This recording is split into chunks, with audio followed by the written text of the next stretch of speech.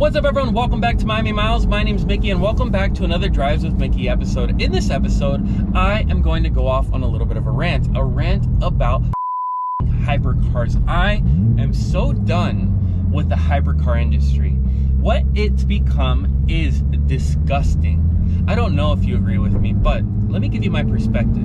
Look, hypercars used to be the ultimate tool, the ultimate driver's tool for the ultimate driver. Man, what do I mean? Do you guys remember the Carrera GT? Do you remember the F40, the F50? Do you remember the Mercy LP670 Super Veloce? Do you remember these ultra limited cars that were just so special, but that not everybody would drive around, right? Only the craziest enthusiasts with money would purchase these vehicles and would exploit them to their every potential. But somewhere along the line, this transformed, and the hypercar went from the ultimate expression of a driving experience to the ultimate flex.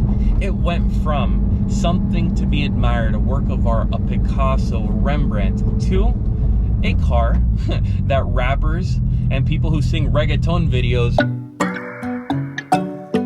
drive around. Now, what cars am I talking about specifically? Well, let's start with the new Lamborghini Countach. What is the Countach? The Countach is a rebadged Aventador with a super capacitor, right? That's going to come in the next Aventador anyways, priced at $3 million.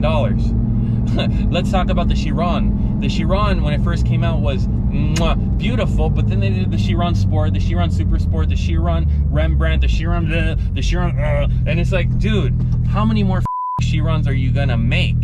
But the fact that they're making all these models, especially at such ridiculous price points, isn't what makes me angry. What makes me angry is what these cars represent.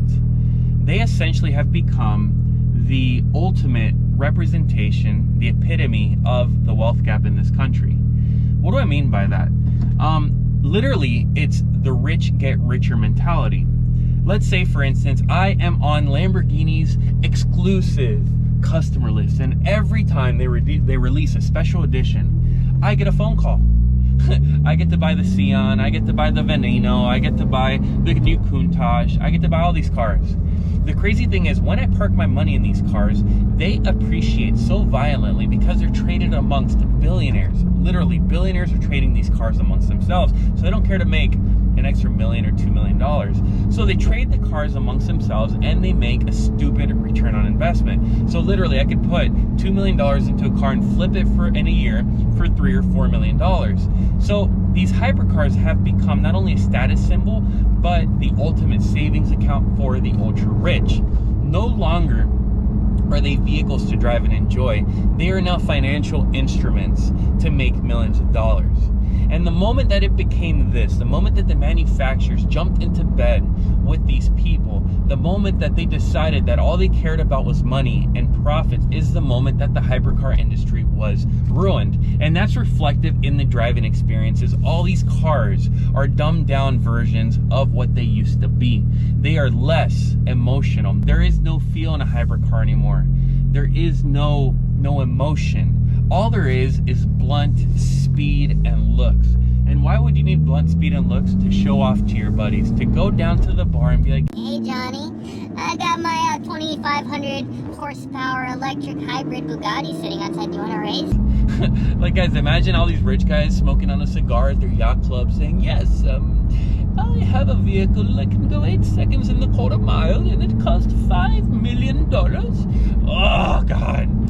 Guys, what are we gonna do with these hypercar manufacturers? Like, look, I don't blame anyone. I'm a capitalist at heart. I love the fact that people make money and that these cars make money. I just don't like what the industry has become, because at heart, I am a true car person. And all that this hypercar craze is doing for me is the moment that I can afford one, you know what I'm gonna do? I'm not gonna buy it because I don't care anymore. Because I figured out what they represent, and I don't like what that represents anymore. I'm not the type of person to want to flex on people.